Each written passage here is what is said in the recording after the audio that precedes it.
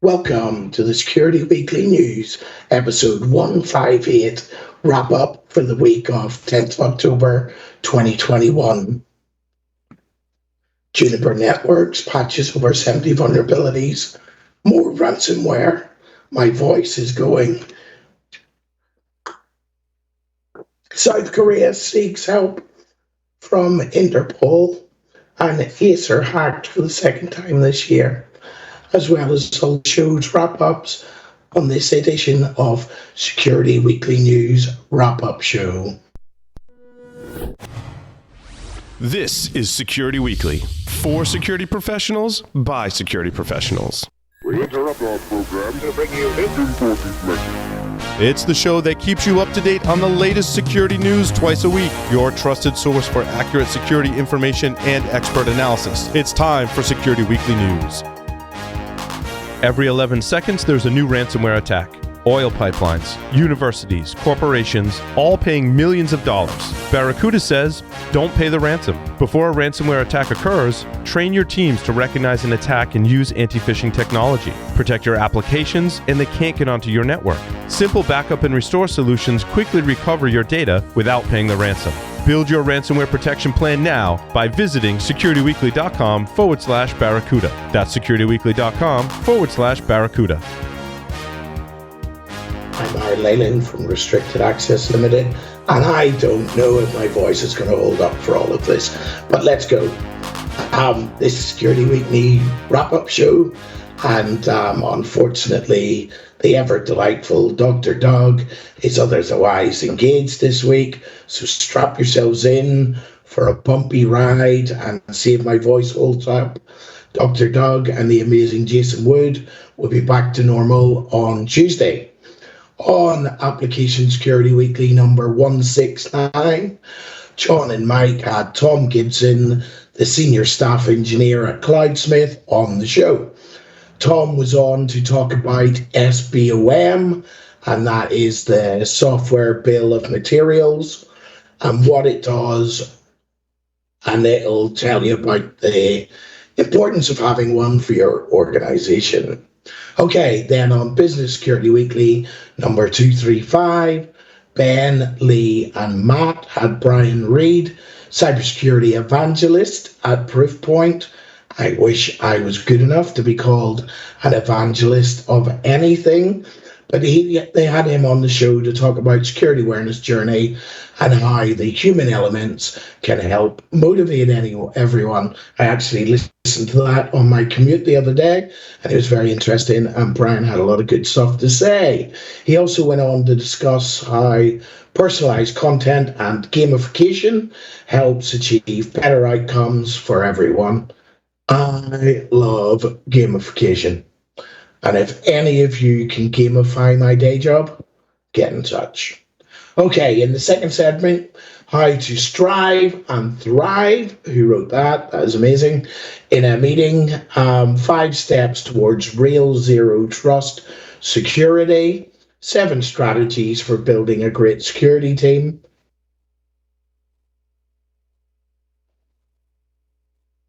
All very interesting stuff. So if you haven't listened, give it a go and get on over there.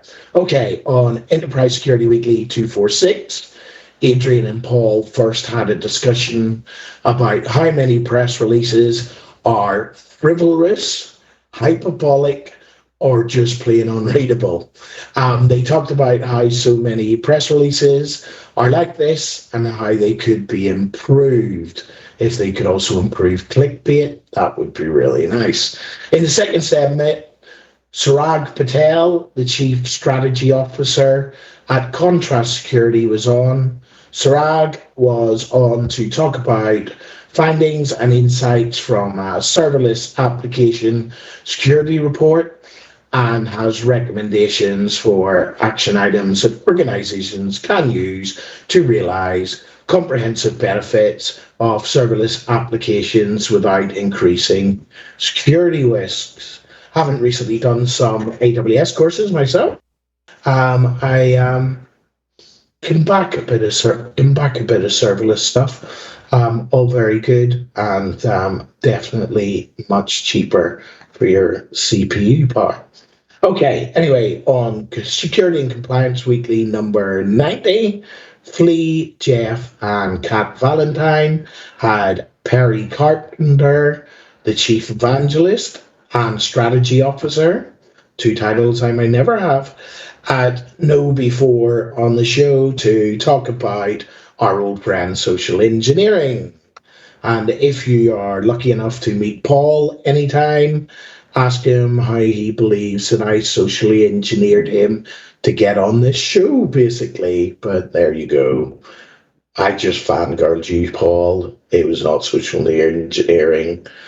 I don't know if I'm proud of it or not, but it was just pure fangirling.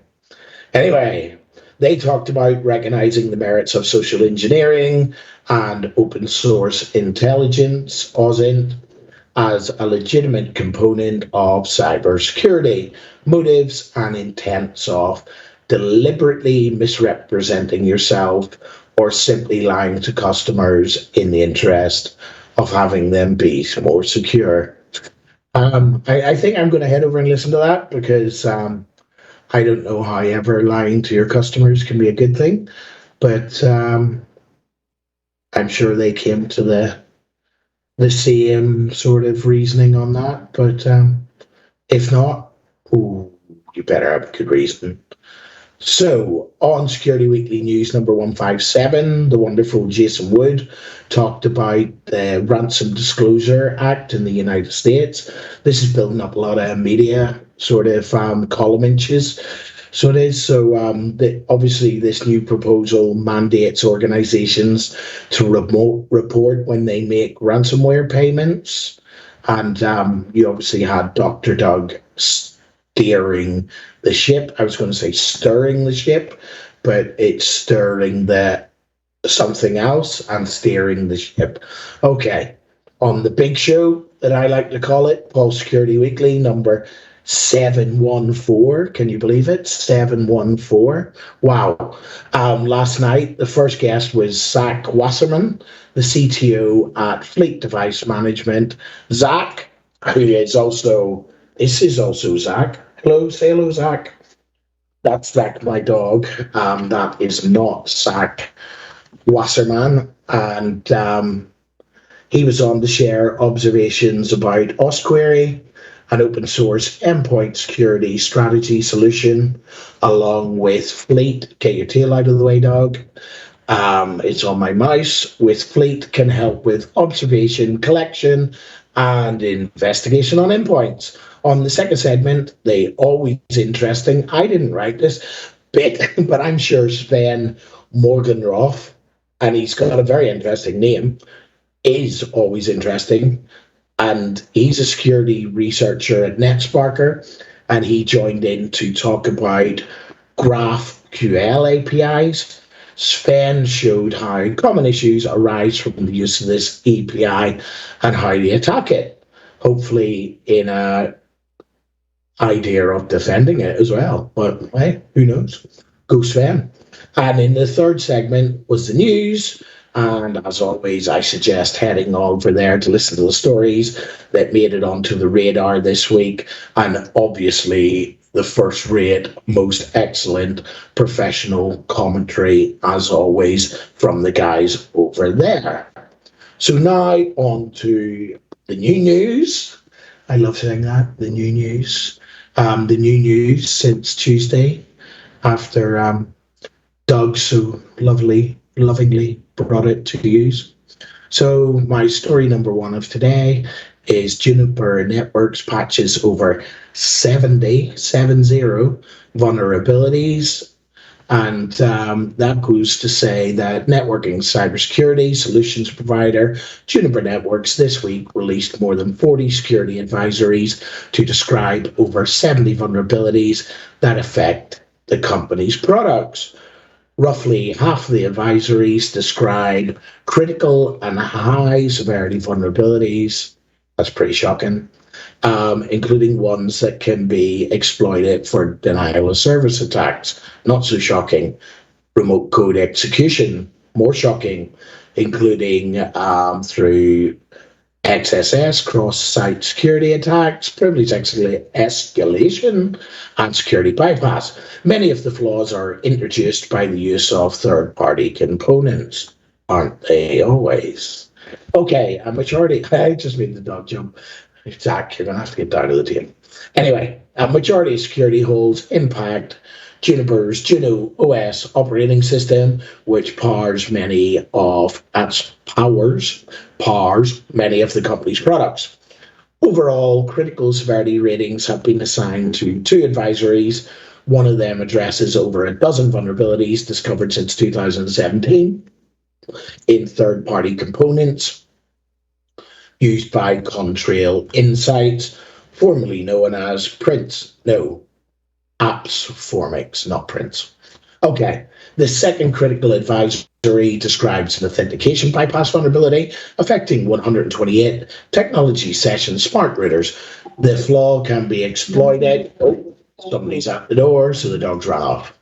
The flaw can be exploited by an attacker to view internal files, change settings, manipulate services, and execute arbitrary code. All very bad and all very nation-state sounding. Anyway, Juniper has released updates and hotfixes to address the vulnerabilities disclosed this week, and in some cases, there's a nice Oxford comma in there. Workarounds and mitigations are also available to prevent or reduce the risk of exploitation. Juniper said many of the vulnerabilities were found during the internal product security testing or research. We'll get on to research later and security researchers, because there's a certain senator that's been in the bad books this week for hitting out at a researcher. But anyway, there is no indication that any of these flaws has been exploited in the wild, probably because they just haven't found them yet.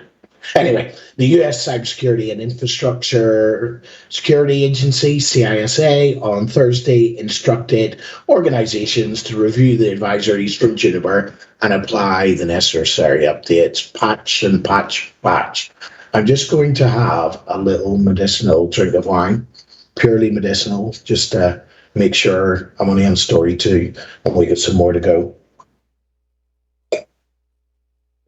Just make sure the voice lasts. Okay. A joint cybersecurity advisory published by US agencies revealed that 3 ransomware attacks on wastewater systems this year. A joint cybersecurity advisory published today by the FBI, NSA, CISA, and the EPA revealed 3 more attacks launched by ransomware gangs against the US water and wastewater treatment facilities, as known hereforth as WWS, and I'll try not to say WWE. Okay, this is the first time that these attacks are publicly disclosed. They took place in March, July, and August, respectively. The 3 facilities hit by ransomware operators are located in the states of Nevada, Maine, and California. In all the attacks, the ransomware encrypting files on the infected systems, and one of the security incident threat actors compromised a system known to control SCADA industrial equipment. I will tell you what that stands for in a minute. The advisory reports common tactics, techniques, and procedures, TTPs, used by threat actors to compromise IT and OT, so networks of WWS facilities. They include spear phishing campaign aimed at the personnel to deliver malicious payloads, such as ransomware and rats, remote access Trojans, had to think there for a second, exploitation of services and applications exposed online that enable remote access to WWS networks, including RDP, always a problem child, access. Exploitation of vulnerabilities affect control systems running vulnerable firmware versions. The three new incidents included in the advisory are: in August 2021, malicious cyber actors used Ghost variant ransomware against a California-based WWS facility. The ransomware variant has been in the system for about a month and was discovered when 3 supervisory control and data acquisition SCADA servers displayed a ransomware message. In July 2021, cyber actors used remote access to introduce Zogano ransomware onto a main-based WWS facility's water waste SCADA computer. The treatment, I was going to break into loads of stories about Nicans and Stuxnet and stuff there, but we haven't got time. Another time, maybe. Anyway, the treatment system was run manually until the SCADA computer was restored, until local control and more frequent operator rounds. If anybody has the T-shirt, the Stuxnet T-shirt with all the dates on the back, somebody stole mine, borrowed it, liberated it. Somebody liberated mine. And I'd really like one. Extra large if you have it. I think it was Cyber Reason, wasn't it? Put it out. Really great t-shirt. Favorite t-shirt of all time. Anyway, in March 2021, cyber actors used an unknown ransomware variant against a Nevada-based WWS facility. The ransomware affected the victim's SCADA system and backup systems. The SCADA systems provides visibility and monitoring, but not a full industrial control system, ICS, more abbreviations. Okay, number 3. South Korea seeks Interpol notice for 2 cyber gang leaders. Good luck, South Korea. South Korea said today it's asked Interpol. Actually, if you want a really good fact, go and have a look at how much the annual budget of Interpol is. And then go and have a look at the annual budget for New York for security is. Will make your eyes water. Anyway, asked Interpol to help arrest 2 foreigners it alleges played a leading role in cyber attacks and large-scale extortion that targeted South Korea and US companies. The Korean police agency said it had received domestic arrest warrants and requested Interpol to issue a red notice. I think that's worse than a green or an amber notice, but I don't know if they're on the scale. So they issued a red notice for the 2 suspects in an effort to bring them to South Korea. South Korean authorities did not publicly release the name or further information on the 2 subjects for whom they requested the Interpol notice, except one was a Ukrainian national. The suspect, who is a Ukrainian national, was among 6 people detained by the Ukrainian police in June when South Korea and US authorities joined in raids on homes of suspects affiliated with the Klop ransomware syndicate in Kiev and elsewhere. The police operations targeted alleged associations of a Russian-speaking ransomware, Sherlock, gang blamed for $500 million in damages in cyber attacks that scrambled data, and can only be stopped with a software key obtained by paying the criminals. Scrambling and encrypting and encrypting and scrambling. The most potent ransomware gangs operate within the Kremlin tolerance, based out of reach of Western law enforcement. Russian authorities neither prosecute nor eradicate them. Spank on the bum for Russia, you big bears.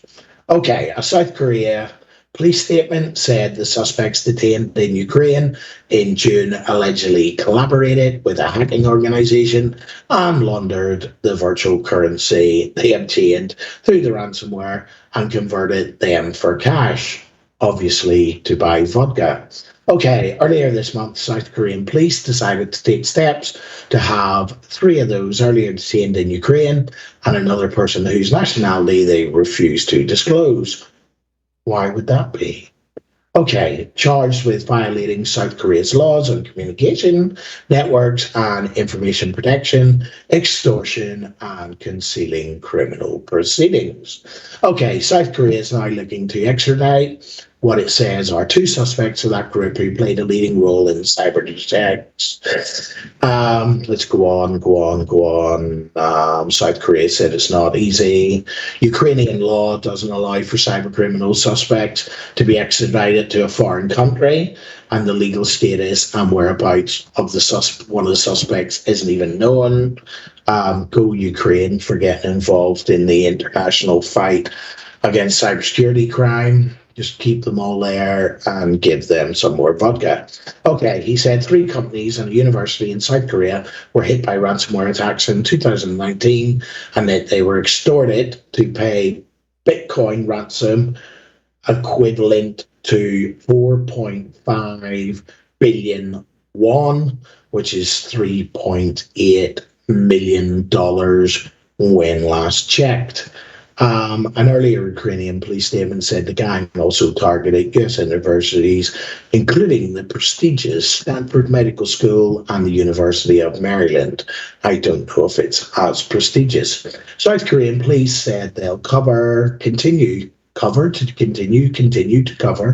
an investigation to get to the bottom of the hacking group responsible for the cyber attacks. Police didn't identify where that organization is based and where its hackers are from. Okay. Not the easiest thing to read out, but Apple child sex abuse cybersecurity. Cybersecurity experts sound alarm on Apple and EU phone scanning plans. A group of researchers said the dangerous technology was invasive and not effective at detecting images of child sexual abuse. I'm just going to take a drink while that sinks in.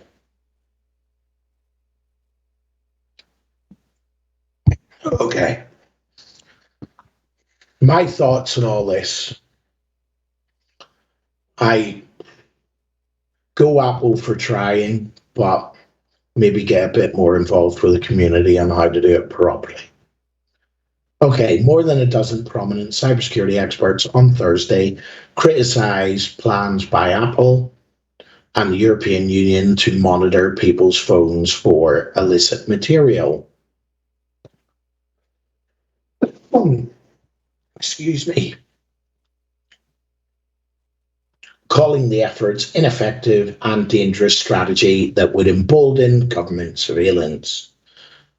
In a 46-page study, the researchers wrote that the proposal by Apple aimed at detecting images of child sexual abuse on iPhones, as well as an idea forwarded by members of the European Union to detect similar abuse and terrorist imagery on encrypted devices in Europe, use dangerous technology.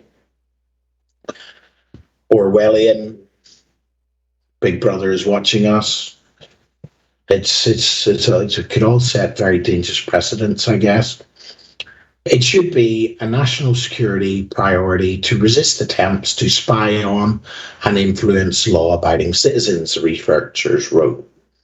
The technology known as client-side scanning would allow Apple, or in Europe potentially, law enforcement officials to detect images of child sexual abuse on someone's phone by scanning images uploaded to Apple's iCloud storage service. I guess here, nobody is saying that on the outside this isn't a bad thing, because obviously we'd think it's a good thing, but it's so open to abuse, and in the past, certain governments haven't really had a good rep on doing things the right way and being very bullish on their abuse of people's right to privacy. But anyway, when Apple announced the planned tool in August, it said a so-called fingerprint of the image would be compared against a database of known child sexual abuse material to search for potential matches. In our language, I guess that's a hash, not a fingerprint, but I could be wrong.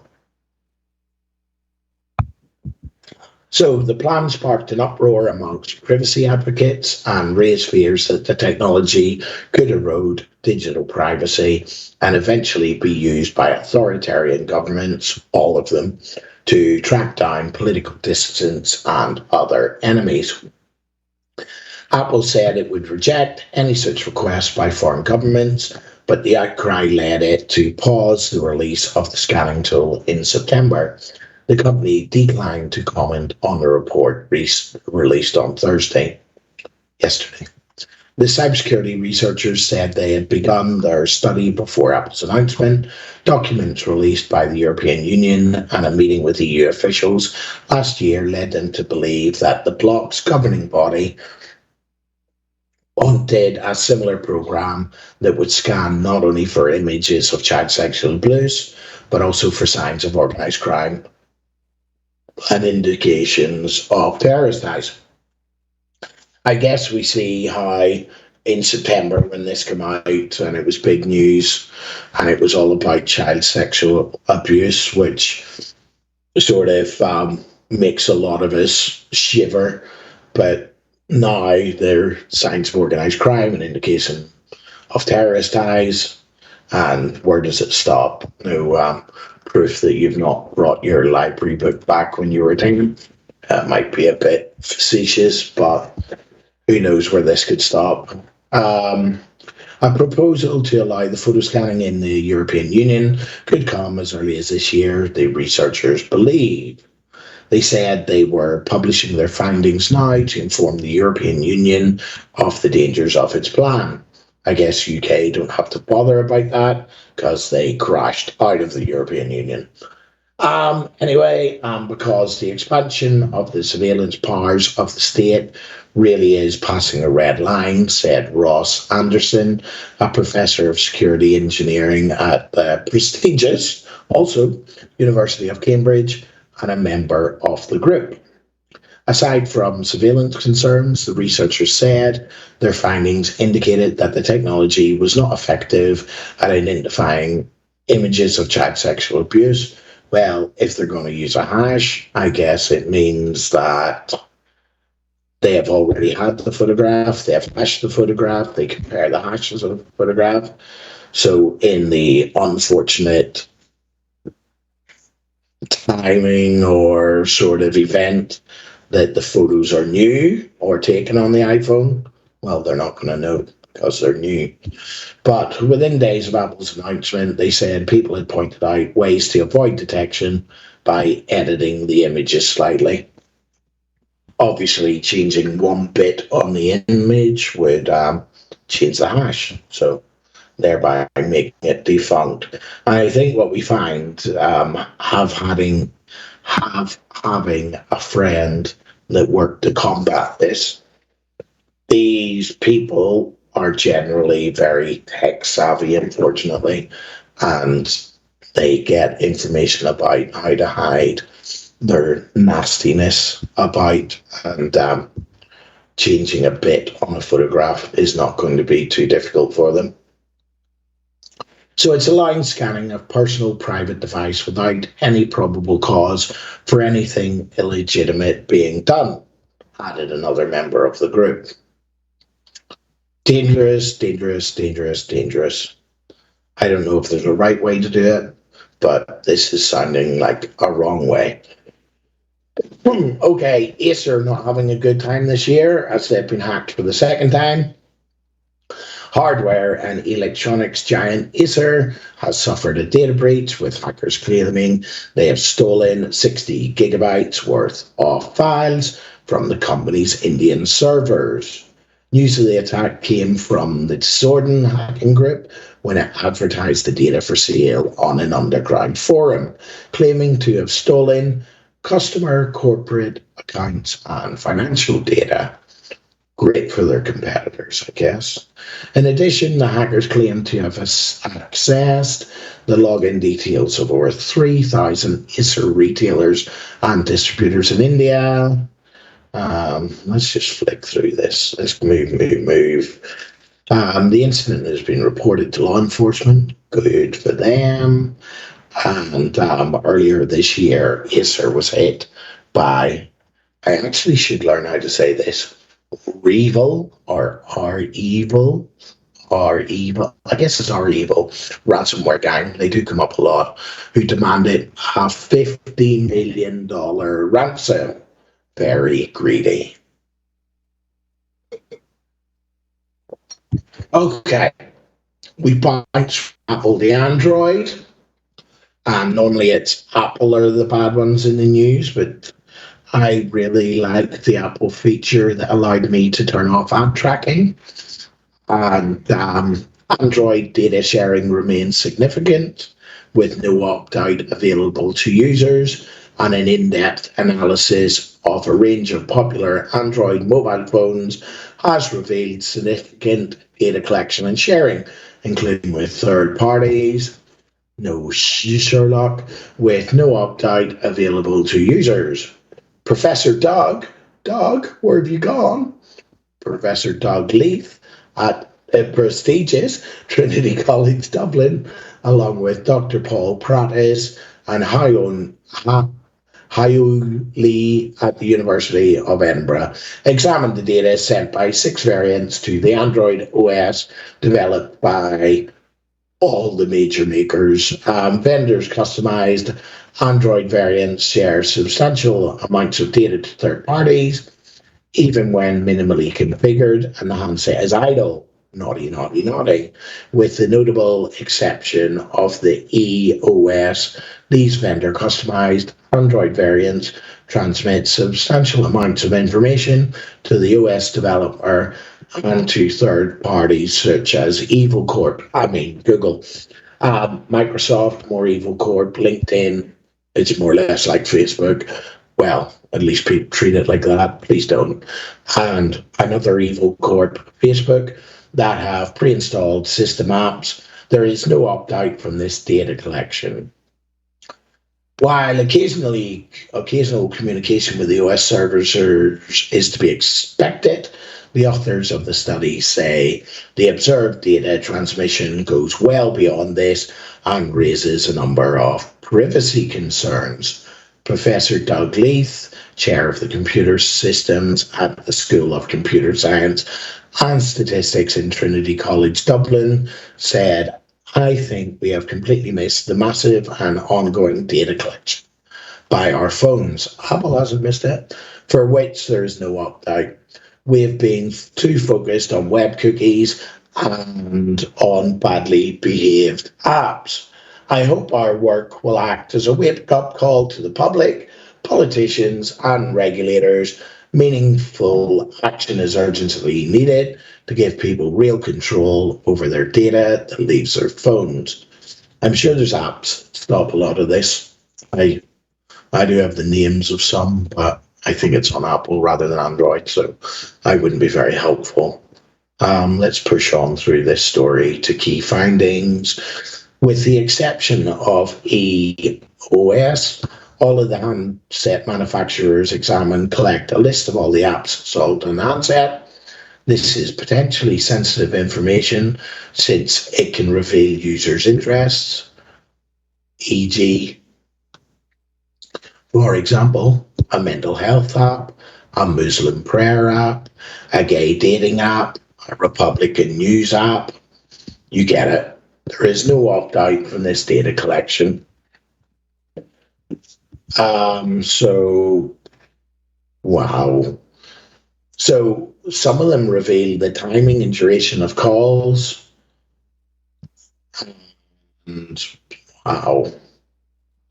Huawei handset, the Swift key keyboard sends details of app usage over time to Microsoft. And that reveals when the user is writing a text, using a search bar, searching for contacts. There's hardware serial numbers, user resettable advertising identifiers,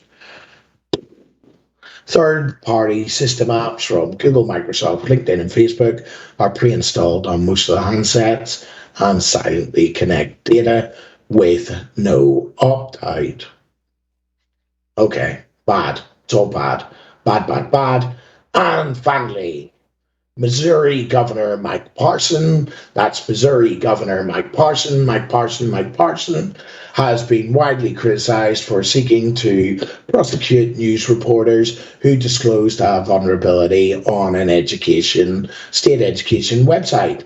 The St. Louis Post-Dispatch published a story on Wednesday about how its team discovered a web app flaw on the site that leaked teacher information, including 100,000 social security numbers. The social security numbers were apparently available in the site's source code, available to anyone who wanted to right-click on the page. The journalist reported that the security snafu to the Missouri State Department of Elementary and Secondary Education, which fixed the issue before publication of the story. All seems pretty good to me so far. Anyway, however, this hasn't stopped Parson from a bizarre tirade against the hackers in a press conference and on Twitter, in which he vowed to prosecute them from unlawfully accessing the teacher data. This matter is serious. The state is committing to bring to justice anyone who hacked our system and anyone who aided or encouraged them to do so, in accordance with what Missouri law allows and requires, is what he said on the social media site. Through a multi-step process, an individual took the records of at least 3 educators, decoded the HTML source code, and viewed the social security numbers of those specific educators.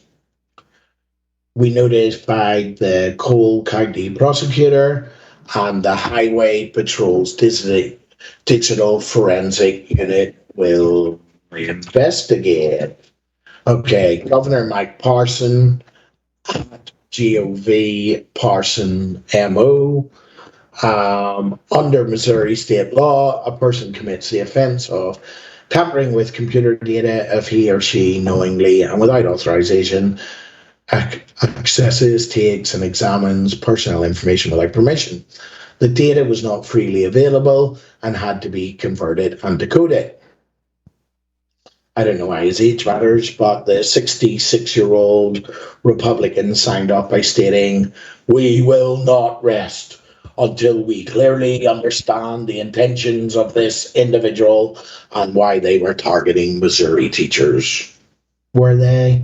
Were they really? And as always, I've totally messed up my I don't even know what it's called, but we're getting there. Let's move faster. Missouri, Mike Parson. Mike. Okay, right, let's go.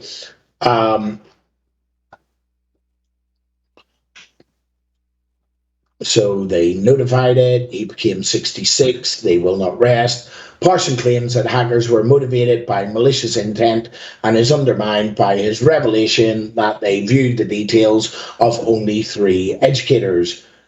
A stream of comments beneath the social media post derides the governor and his lack of cyber savvy. He is 66, joking, and question their motives for attacking the media. Jack Williams, CTO at BreachQuest, said organizations should, in general, avoid shooting the messenger where security vulnerabilities are concerned. As we all know, that was a big step change many years ago from Microsoft when they started paying bug bounties and stopped trying to take us good security researchers to court. This is certainly not making any sense of the word. It appears that the reporter used a publicly available web application intended to facilitate searching for teacher certifications. When the results were displayed, the reporter simply viewed the source code on the web page and found the social security numbers. While Governor Parsons said the reporter decoded the HTML source code, in reality, that's simply used the feature built into every web browser since the dawn of the internet. I wanted to break into song there. Because HTTP is stateless, many web applications store their status in hidden form fields so that it can be passed from browser back to server with every request. It seems likely that these hidden form fields included the social security number of the teacher. And that's the news wrap up for the week of 10th of October 2021, or October 10, 2021 for my American friends. Doug will be back on Tuesday to be sure and tune in.